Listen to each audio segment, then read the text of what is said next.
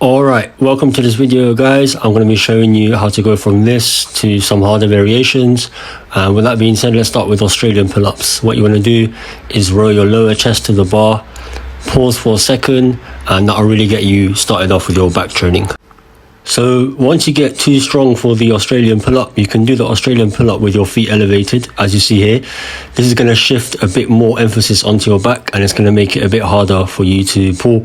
So it's definitely a good variation to add after. You can then start to work on your pull-up iso hold. Iso meaning isometric, which means not really moving, but your muscles are still being placed under tension. So you just jump up to the bar and then you hold there. This is another angle. So basically you want to make sure that your chin is above the bar and hold that position for as long as you can. So make sure you're pulling down to hold your body up. And so once the iso hold becomes a bit too easy, you can actually just jump up, get your chin above the bar, and then come down for 3 to 5 seconds. 3 seconds should be where you start, and then as you get stronger, you can come down for 5. So basically, you want to note that the longer you come down, the more your muscles are going to get placed under tension. So start off with 3 seconds and gradually work your way up to 5 seconds. So just hop up to the bar, get your chin above, and then slowly control the descent.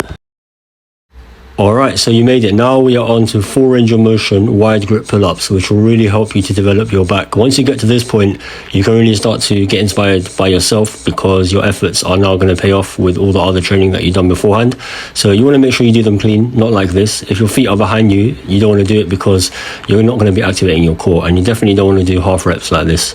The point is to fully extend at the bottom, as you see, but make sure that your head is neutral. So those first couple reps, I was kind of putting my chin over deliberately, but here my head is neutral, which is what you want to do, because you're going to maximize the lengthening and then the contraction of your back. As you see here, I'm looking straight ahead, I'm going all the way down at the bottom, and then I'm pulling all the way up. So we can make things a bit more interesting with commando pull-ups. You're going to put basically one hand in front of the other. It doesn't really make a difference, but you want to do maybe 2 sets a certain way and then swap your hands so you don't have any muscle imbalances. And what you want to do is you want to pull your left trap or your right trap up to the bar or your shoulder. So basically you're just pulling just like this, and then you're alternating each side.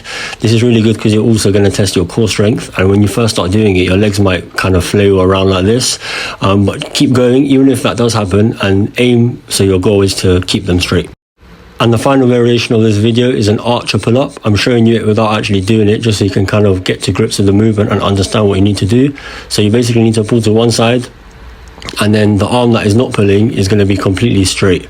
So this is going to really emphasize one side of your back, and it again works your core. So that's pretty much it. Those are the pull-up variations, and you can start from the first level all the way up to the archer pull-ups. And if you've never done archer pull-ups, what you can do is just jump up on the lower bar and then hold each end of the movement and just build up strength that way. If you like this video, subscribe, and I'll see you in the next one.